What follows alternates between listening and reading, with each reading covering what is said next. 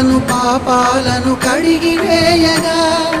ముక్తి నదిని 3 మునకలే చాలుగా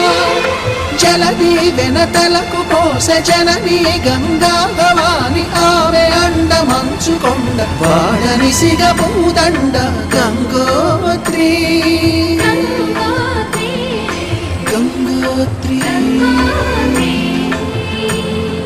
గల గల గల గంగోత్రి హిమగిరి దరి హరిపుత్రి గల